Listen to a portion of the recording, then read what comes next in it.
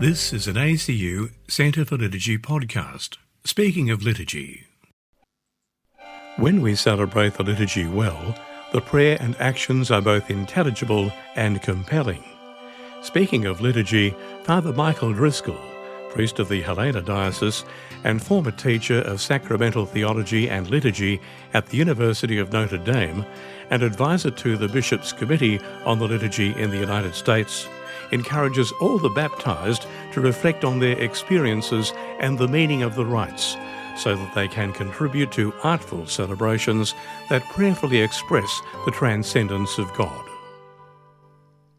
Pope Francis challenges the need for artful celebrations in his apostolic letter Desiderio Desideravi.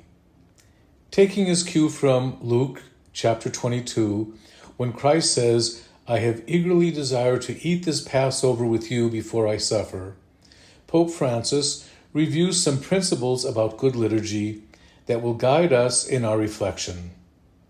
Herein, he addresses how to maintain a balance of simply following rules, that which we will call a rubrical approach, and celebrating artfully, that which we will call an aesthetic approach.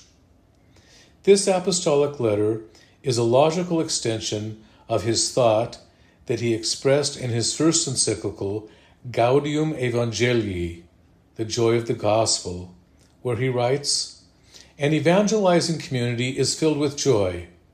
It knows how to rejoice always.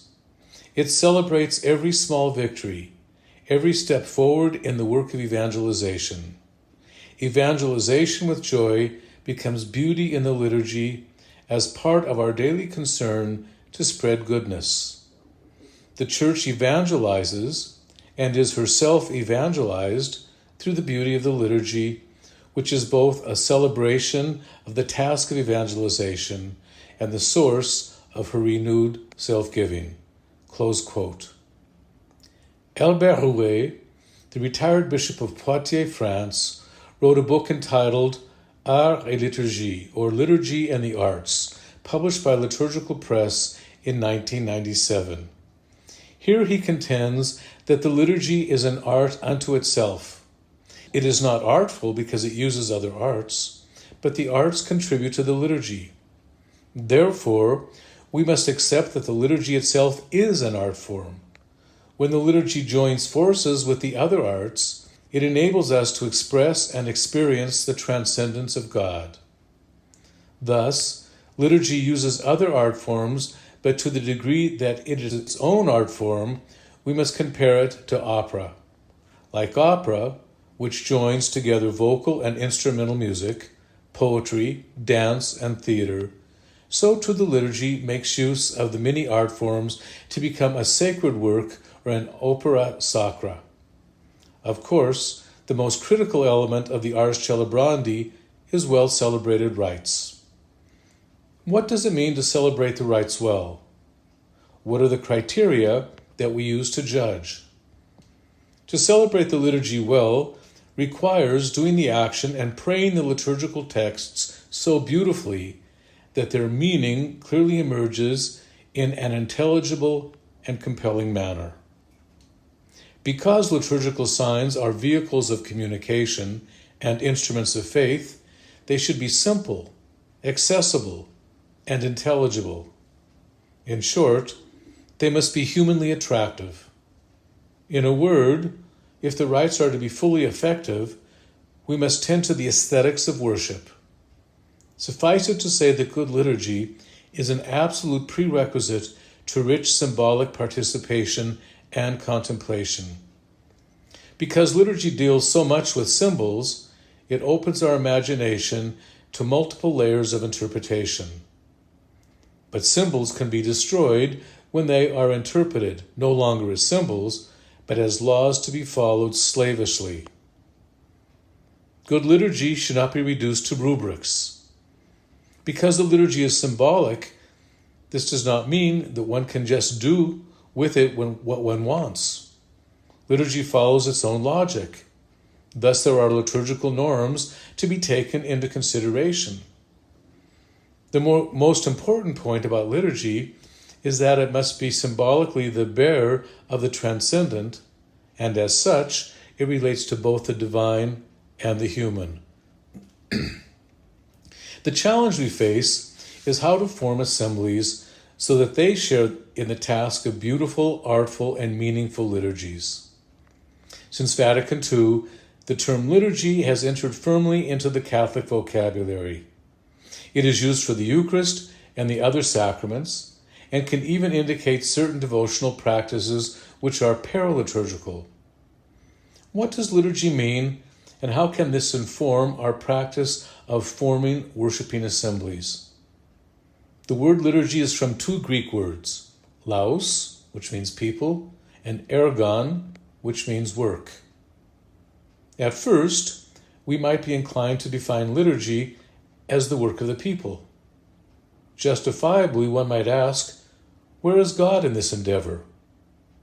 Today, we might define the word as the public work, both of God and the people. It is the public nature of liturgy that makes it stand out from private devotional prayer. So how then are the people formed in this public endeavor? It would be nice to think that workshops and classes would be enough to achieve this goal. Without doubt, workshops and liturgical congresses have played a large role in the formation of many people. But many others do not have the means, the time, or the interest to attend classes and workshops. Pope Francis, in his apostolic letter, Desiderio Desideravi, says that assemblies need to be formed for the liturgy and by the liturgy. This latter idea of being formed by the liturgy is bound up with the practice of mystagogy. Normally, we think of mystagogy as the period of 50 days between Easter and Pentecost. In addition to being a period of time, it is also a methodology and a process. It is a kind of learning through experience. Therefore, unlike what we might do today and front-load the preparation process, mystagogy insists first and foremost on the ritual experience. But this experience needs to be reflected upon and then shared in common with others. For example, if I were to teach a course on poetry, on love poetry, using the mystagogical method, the first assignment would be to go out and fall in love. If you have never fallen in love, you will probably have difficulties understanding love poetry. But once you've fallen in love, you will be tempted to write your own poetry, adding to the ever-expanding corpus of love poems. The raw experience demands time for reflection and sharing for the experience to deepen. The mystagogical process is thwarted when we move simply from experience to experience without time for reflection and sharing. Further, the catechetical aim is threefold: intellectual learning, spiritual formation, and ethical development. It is like a three-legged stool.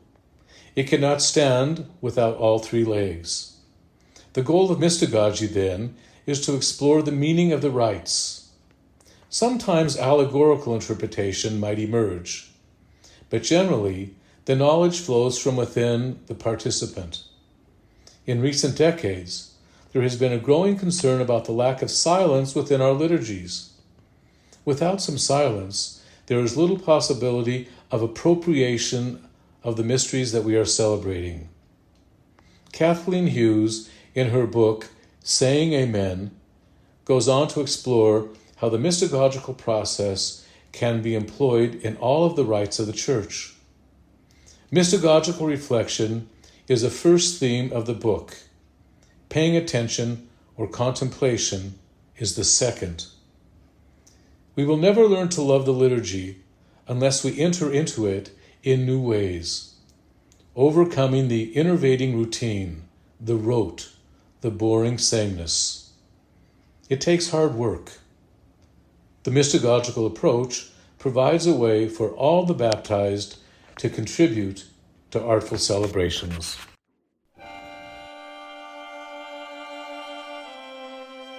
That was Father Michael Driscoll, encouraging the people of God to reflect on their liturgical experiences and the significance of the rites so that they may participate prayerfully and more fully in the celebration of the liturgy. The ACU Centre for Liturgy, which provides pastoral formation in liturgy across Australia and beyond, is pleased to provide this podcast, Speaking of Liturgy.